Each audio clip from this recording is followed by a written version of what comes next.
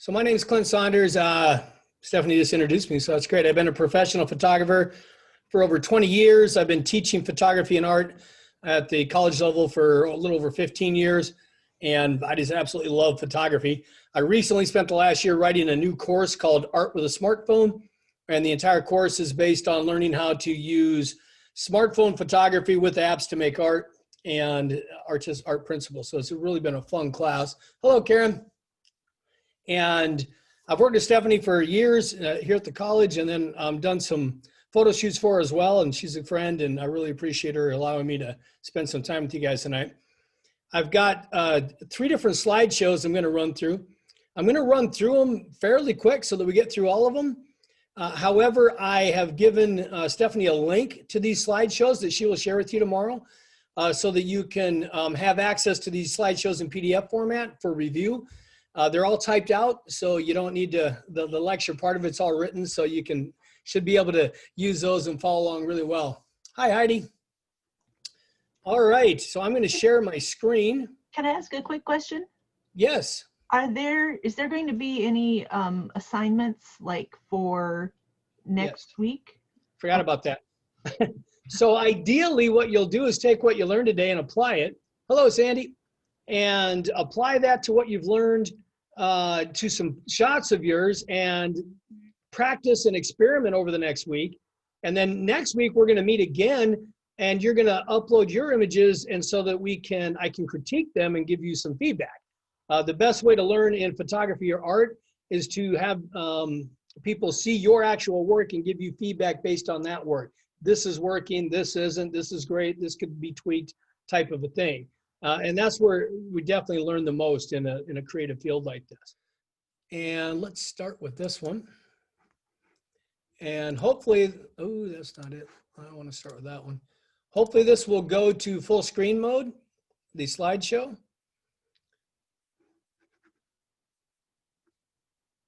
Yep, can you see the slideshow okay? And yeah. I'm in full screen mode, so I can't see the chat anymore, so. I will monitor the chat for you, Clint. Thank you.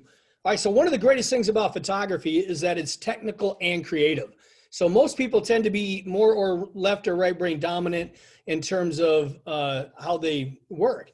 So in photography, we need both. And that's one of the things I love about photography.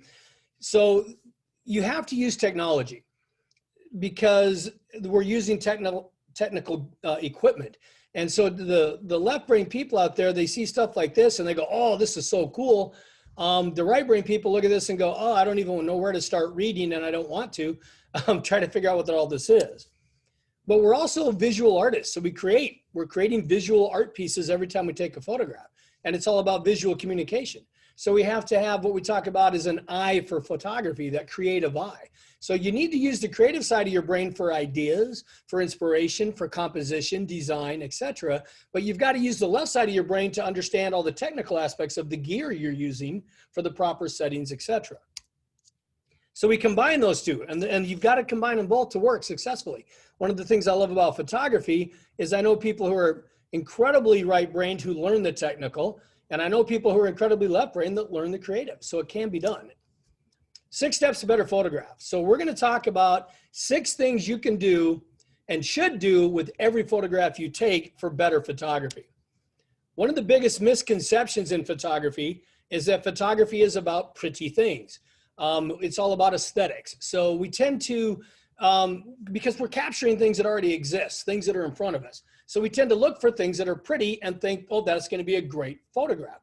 So as a photography instructor, I see about 10 million pictures a year of flowers, sunsets, and pets.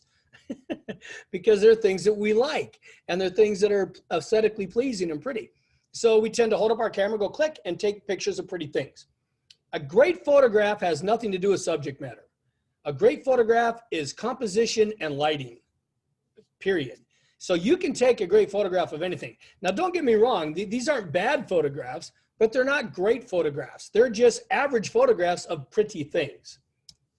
So for step 1, and normally I would have you do this, but we don't have time. But like I said, these slideshows are going to be available to you. So do this assignment. I think you'll enjoy it. So find something unattractive. or that you wouldn't normally go, oh my gosh, I have to get a photo of that. For me, I stepped out of my driveway and looked down the street and I saw this fire hydrant a few houses down. So I walked down and used this fire hydrant as a subject. Now, if this fire hydrant was an amazing sunset, an amazingly rare flower, a really cool moose, or a great piece of bread that you want to photograph for your food photography, this is what most people would do. We go, oh, neat, and we hold up our camera and we push the button. Well, there's a lot more that goes into a photograph than point and click. We call that the snapshot aesthetic. The first rule is we got to pay attention to our backgrounds. So if you look at this background, there's a lot of things in this background that are extremely distracting to our subject, to the point where we're not even sure what our subject is, except that it's in the middle. So we have a car, we have a building, we have a tree, we have some rocks, we have the sidewalk. We have all these things that pull our attention away from our subject. So the first rule is explore your backgrounds. Move your subject around if you need to, or move around your subject until you find a background that looks good with your subject and helps bring out your subject. So in this case, these are the other three directions. And I just went 4 sides. You can, of course, do diagonals too. One is across the street. We see all these cars and traffic and houses. The other one, we see this pickup in this driveway. But one of the backgrounds is actually kind of a nice set of trees, which weren't too distracting and they were kind of aesthetically pleasing. And so we went from photo number 1, where I just saw my really amazing subject and pointed and shot my camera, to where I explored my backgrounds a little and found a background that helped bring out the camera better. So that one simple step can make a huge difference in your photographs. And as we move through these steps, you have to remember to always apply the previous step. So as we move to step 3 and step 4, you're still going to apply steps 1 and step 2, every shot you take. So the first thing we do is find a background. Now, as you start moving around that background, you're going to notice that the sun hits your subject from different angles. So on one of them, on the bottom right photo, the sun is hitting that directly in the front. On the top photo, the sun is hitting it from the other side and backlighting it.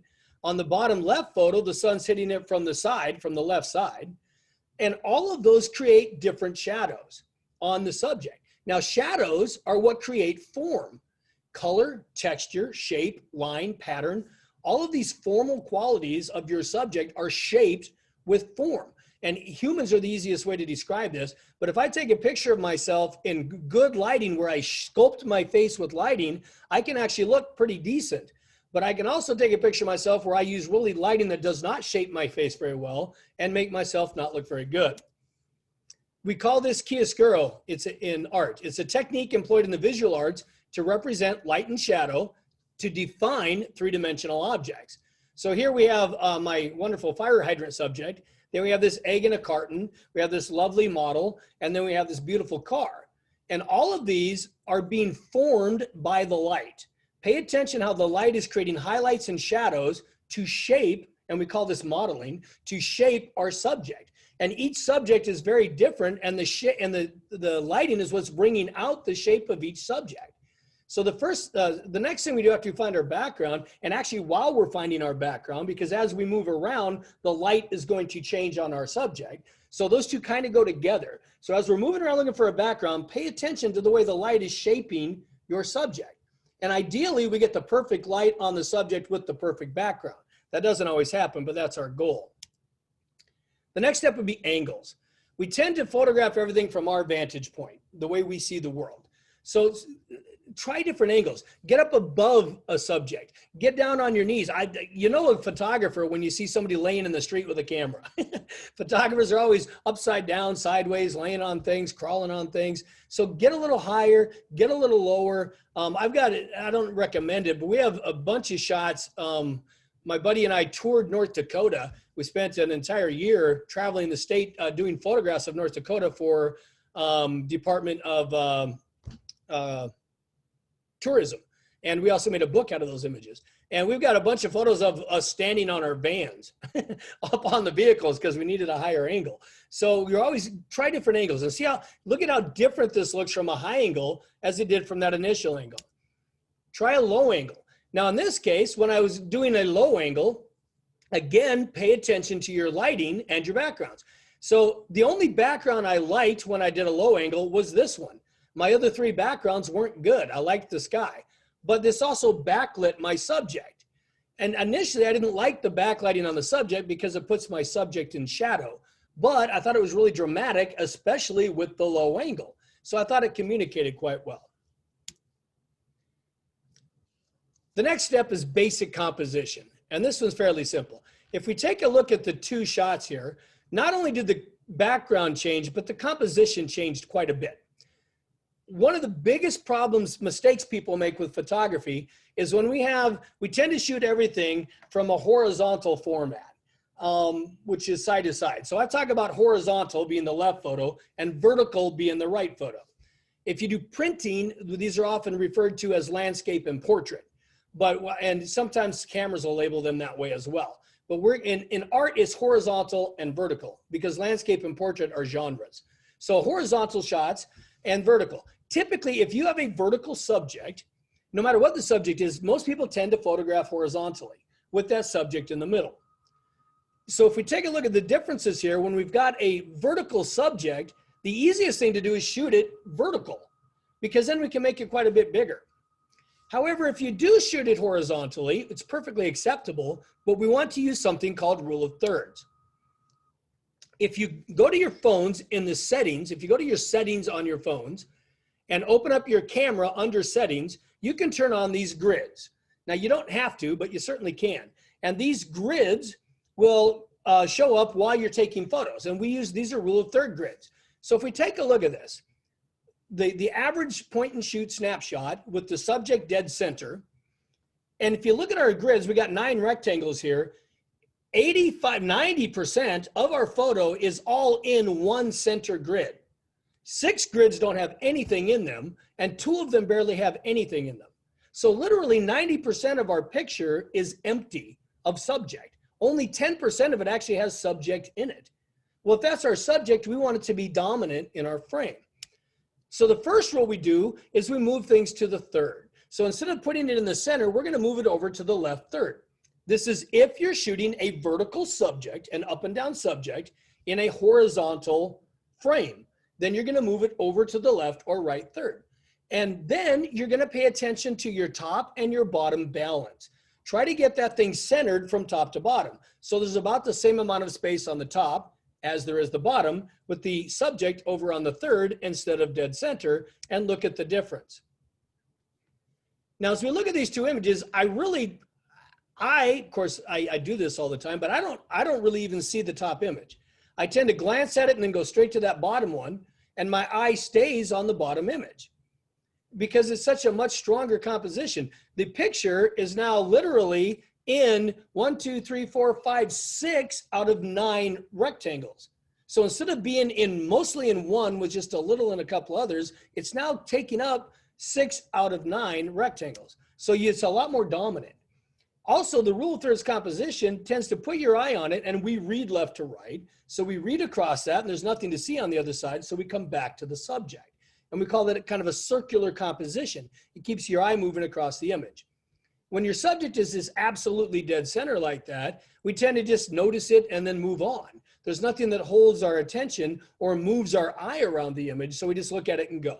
So you maintain your viewer's attention a lot longer when you use thirds on vertical subjects. Another thing we look for is balance. So we've got asymmetrical balance and symmetrical balance. Symmetrical balance is when we have the exact same things on the right and left or top and bottom. Asymmetrical balance is when we have a subject, in this case, on the lower left, and then we have a different subject on the upper right. They're different subjects, but they balance each other visually. So the fire hydrant on the lower left, it's on a third, but it's also down low. I didn't balance top to bottom like I did on the other one. It's now running off the bottom.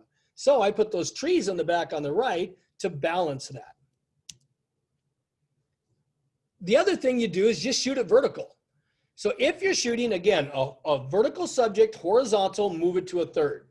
If not, shoot it vertically and fill the frame. If you look at the picture on the left, our subject is in all 9 rectangles.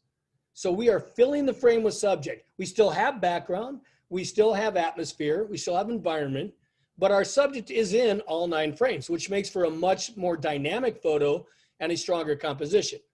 If you're shooting a vertical subject vertical, do not put it on a third. If you look at the picture on the right, it's right heavy. It's not balanced. So if you do move it to a third when shooting vertical, you need something on the left third to balance it like we did on this shot. If I shot that vertical and I put the trees up in the top, it would balance. But if there's nothing to balance it, then you always center it and fill the frame. You see this with portraits. We don't stick the face of the person right dead center in that center square. We're going to move it up into that top third. It's a vertical subject, so we shoot it vertical and move it up to the top third. Or you could shoot it horizontally and move it to a right and left third as well. Either way. If you're shooting a horizontal subject, the exact same rules apply, you just reverse them. So if you're shooting a horizontal subject, do I have a sample? I don't. If you're shooting a horizontal subject, then you want to shoot horizontal and fill the frame, or shoot vertical and use top and bottom thirds. The next rule would be, or step would be active versus passive framing. Now there isn't a right or wrong answer here. It all depends on your subject matter. So if we look at the top picture, that is passive framing. We're showing the subject with a lot of environment, and the environment could be important to the subject. If it's not important to the subject at all, or it's distracting from the subject, then we want to shoot more actively, like we did on the bottom. Get closer, fill the frame with the subject. And again, it's all going to depend on what your subject is and what your intent is with the photograph on whether you shoot passive or active. If there isn't a right or wrong for every subject. So in this particular case, for example, if I wanted to do an ad for having a safe neighborhood because we have fire hydrants on the block, if this is an apartment building in the back and I want to share my residents that they're safe, then I want to show that environment. We see the apartment building, we see the fire hydrant, I'm communicating that idea. But if that isn't important to my picture, I want to get closer, which I think makes a much more interesting photograph when I go closer. Along with active framing, we can go super active, which would be macro photography or close-up photography, where we get really close.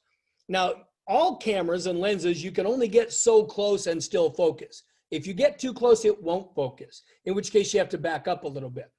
If you want to get closer and still focus, you have to get something called a macro lens.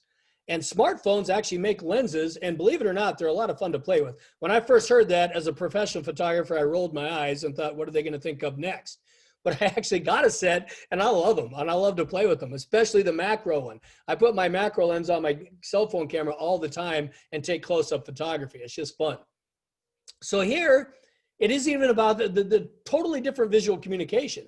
It's all about the form, the shape, the color, the line, the texture. It's not about the subject at all. We don't even know that this is a fire hydrant. Now, something else that happens when you get close to things are depth of field blur. So with optics, the closer you are to a subject, the more the background blurs. And you can hold your thumb up and test that theory. If you hold your arm straight out in front of you, with your arm really straight and look at your thumb versus the background's a little blurry and your thumb's really sharp. And the closer you get your thumb to your eye, one or the other is going to get blurry. Either the background's going to stay sharp and your thumb's going to get blurry, or your thumb's going to get sharp and the background's going to get blurry. And those are optics. That's how optics work. So if you have a distracting background, like I did with this subject, you can change the depth of field by blurring out, we call that depth of field, to blur out the background. Now, this is done with optics. So when we use DSLR cameras, we simply change a setting on our lenses. We use lenses that have very large or small depths of field and with the aperture settings. But with a smartphone, we can't do that because it's only one optic. It's only one type of optic in it. But they do make apps that will blur your background for you. Now, it's happening with an algorithm that is blurring the background digitally, not optically like a lens does, but it's still the same type of thing. So you can get a shallower depth of field, blur that background, and keep your focus on your subject. And then, like I already said, but I'll say it again, that another way to blur the background is simply get closer to your subject. As you can see with these shots, the closer you are to the subject, the blurrier the background gets. All right, so here's a good idea of depth of field. So I didn't want to see all that stuff in the background up there, so I got closer to the subject and blurred the background. as an example of how we can blur that background to bring attention and focus to our subject. The next step, which is actually, believe it or not, this is actually the second step, but I put it last because we need to learn all that other stuff first, and that is intent. And when we talk about intent, the first thing we do is find a subject. That's step number one. The next thing you do is you have to figure out what you want to say. What do I want to say with this subject? Why am I taking this picture? What am I shooting it for? What is my intent? And there's 5 basic intents we're going to look at here. The first is depictive. And that is, we simply show us what it looks like. If you remember the point and shoot, the snapshot aesthetic, point, click, that is a depictive intent. We're just showing people what it looks like. Now, that doesn't mean you can't apply those other rules and still get a good image. This is a great photograph of a non-interesting subject because the lighting's good, the composition's good, the background's good, and the principles of design, the framing's good, all those things we just learned work to make a strong image, even though it's purely depictive, showing what it looks like. Next would be depictive with a commercial intent. So we're creating ads, we're creating photos that look like they might be used in an advertisement. So in this case, I'm blurring out the background quite a bit, but you can still tell it's a house. And we can see the name of the, and the patent number of the fire hydrant right there on the fire hydrant. Water is fire hydrants to protect you and your home. You know what I mean? So it has kind of an ad feel. And that depth of field, that bokeh blur, we call that a bokeh blur background, kind of has that aesthetic of an ad. So, and it also, with that being blurry, we can run text over the top of it for an ad. And with a little bit of rule of thirds going on here, it's not quite over on the third, but it's just left to center, leaves a little more room for ad or for text on the right side. So this has an advertising feel. So again, a boring subject, but created in a way that is has a commercial aesthetic. Then we have a formal intent. The formal intent is we don't even care what the subject is. It's all about texture, form, line, color, the form, all the formal qualities of your subject. And these are done when you're thinking art gallery, decor, things like that are all quite often formal intents. It's not an advertisement for anything. It's not depictive. It's all about the form, the color, the texture, the rust. It's really neat and aesthetically pleasing. The next would be expressive. Expressive is when we're trying to express an emotion or a mood with our photograph. So here we take the low angle with the backlighting and the dramatic sky, and all the heavy shadowing is very moody. So it isn't necessarily even about the fire hydrant. It's not about the clouds. It's not about the subject at all. It's about the mood that the photograph elicits because of the dramatic angle and lighting. And the next is statement. When you're trying to take a photo of your subject to tell a story or make a statement of some kind. With this, I thought this to me looks like a robot with 2 mismatched eyes and a big old rusty chain smile. So to me, this became a cartoonish kind of figure, so it became more statement based. It's also very formal, as you can tell. There's a lot of formal properties in this. All right, so those are the 6 steps to six basics to improve your photography. And if you take a look at those, like I said, I put that slideshow in there, and review those and do this assignment, but also do this with every photo you take, and you'll find your photos get better and better and better.